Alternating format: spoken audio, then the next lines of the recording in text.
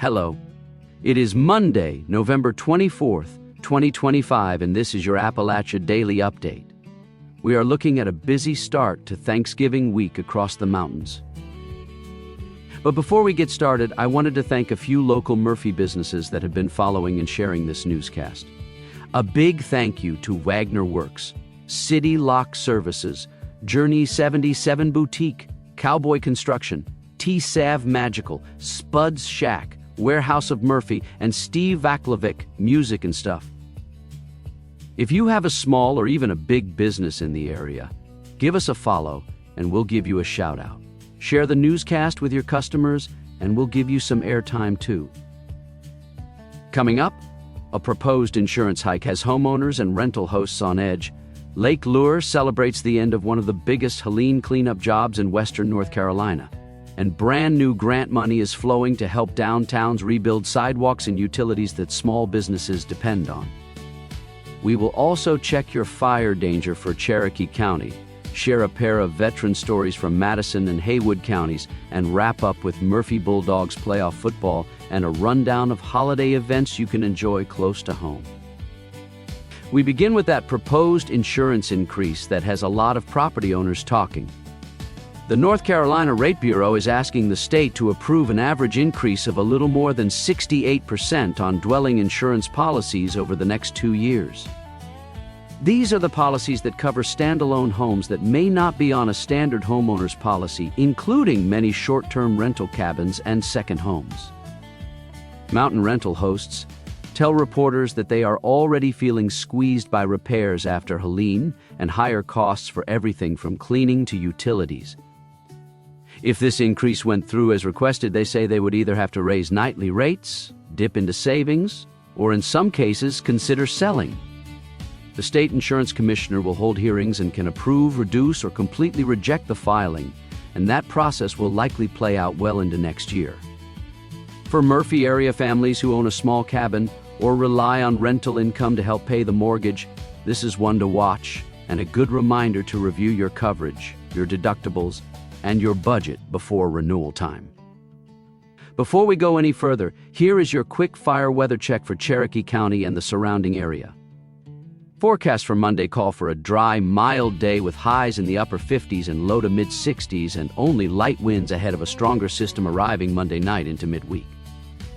State fire officials say there are currently no statewide burn bans in effect, but they continue to stress that most North Carolina wildfires still come from debris burning that gets away from people. With leaves down across the hills, even a little gust can carry embers into the woods or into a neighbor's yard. If you are planning to burn a leaf pile, keep it small, have a hose or water source handy, never leave it unattended, and make sure you are only burning natural yard waste, not trash or construction debris.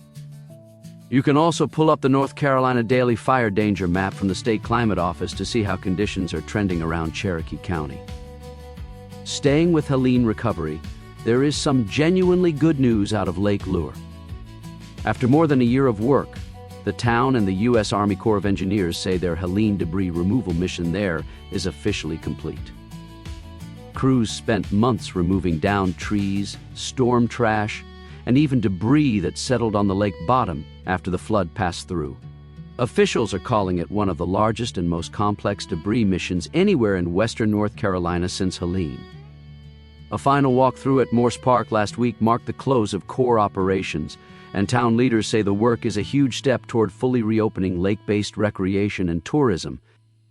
For folks in Cherokee, Clay, and Graham counties who make weekend trips to Lake Lure, or who have friends and family working in that tourism economy, this is a sign that the region is slowly but surely getting back on its feet.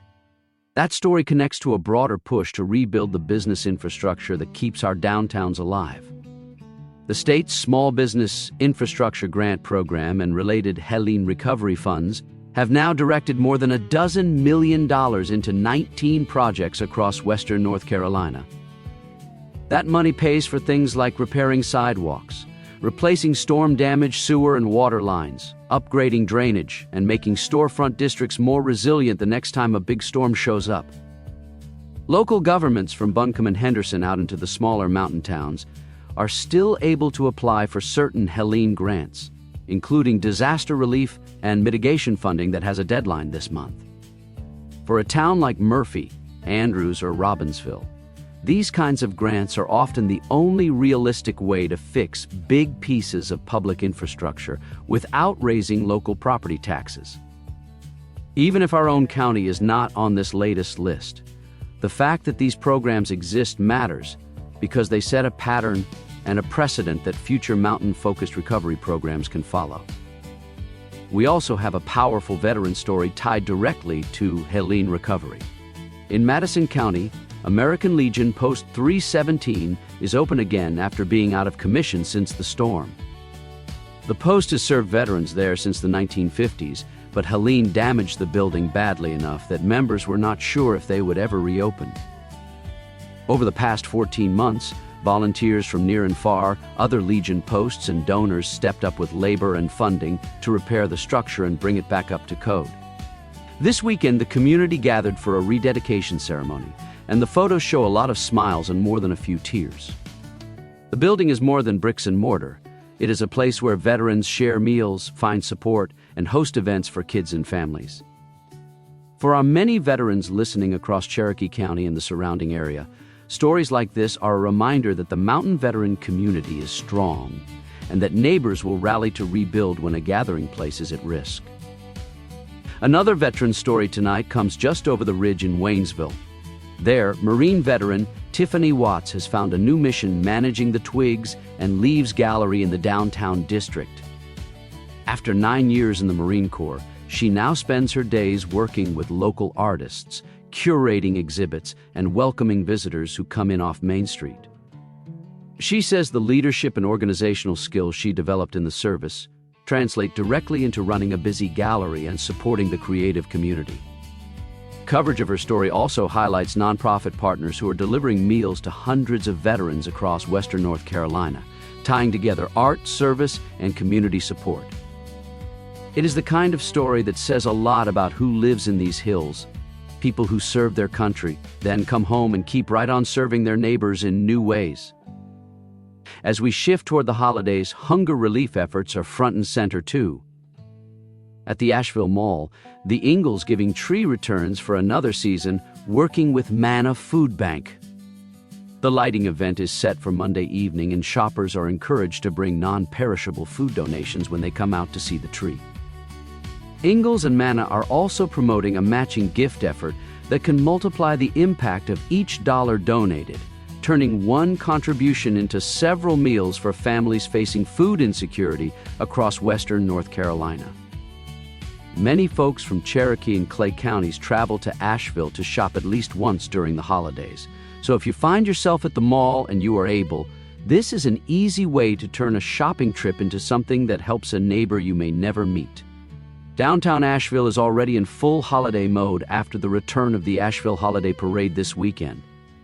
The 78th annual parade was canceled last year and replaced with a smaller jamboree because of Helene, but on Saturday the full parade came back with floats, marching bands, community groups, and familiar holiday characters lining the streets. People packed the sidewalks along the traditional route, and businesses in the downtown district got a welcome boost as families stuck around to eat and shop. For many mountain residents, this parade marks the unofficial start of the season, and its return is another sign that despite all the damage Helene caused, traditions can be rebuilt and even made stronger. Closer to home, there is no shortage of holiday fun in Murphy itself. Murphy Mountain Christmas in downtown is now kicked off, running from Friday, November 28th through Saturday, December 20th. The town is promoting Shop Small Weekend, the Murphy Art Walk, a Christmas tree lighting, a selfie scavenger hunt, and multiple chances for kids to meet Santa, all spread out over several weeks. The Murphy Christmas Parade is set for Saturday, December 6th at 6 in the evening, rolling from the Valley Village Shopping Center through downtown to the depot. Parade guidelines emphasize safety, with a reminder to keep floats moving steadily and to follow police and parade marshals as you navigate the roundabout. Between those events and the extra activity around local restaurants and shops, there are plenty of reasons to spend time in downtown Murphy without driving far from home. If you are up for a little drive, Asheville's Winter Lights at the North Carolina Arboretum is also underway and runs nightly from mid-November through Saturday, January 4th.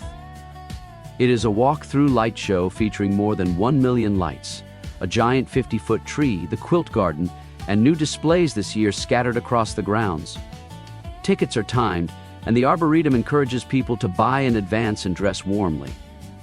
For families in our area who want a big light show experience without going all the way to a big city, this is one of the closest and most popular options, and it pairs nicely with a quick dinner stop on the way back over the mountain. Now let us look at sports, where the Murphy Bulldogs are giving fans plenty to cheer about. On Friday night, Murphy hosted Community School of Davidson in the third round of the NCHSSAA Class 2A football playoffs and came away with a dominant 62-20 win. Scoreboards and recap sites note that the Bulldogs' offense has been on a tear and that this victory marks their 14th straight home win dating back to last season. Over that span, Murphy has averaged well over 40 points per game at home, turning the stadium into a very tough place for visiting teams to play. Next up, Murphy is set to host Corvian Community, another team with a strong defense, so points may be harder to come by. For students, parents, and alumni across Cherokee County, it is shaping up to be an exciting holiday season under the lights. As we wrap up, one more reminder about fire safety this week. Even though we are not under a burn ban right now, conditions are still dry enough that one careless burn pile or campfire can cause a problem. If you plan to burn yard debris, check the latest forecast, keep the pile small, stay with it until it is completely out, and consider skipping burning entirely on windy days. A few extra minutes of caution now can prevent a call to 911 later. And that is the news for today. We will see you tomorrow. If you run a local business and you are sharing this newscast with your customers or followers, we would love to hear from you. Businesses that help spread the Appalachia Daily Update can be mentioned in a future episode as part of a thank you to our community partners. For local nonprofits, municipalities, and public safety, those shout-outs are always free because supporting your work helps all of us. You can reach out through River Run Digital and let us know how you are using the show and what stories matter most in your corner of the mountains. And remember, take care of your neighbors and they will take care of you.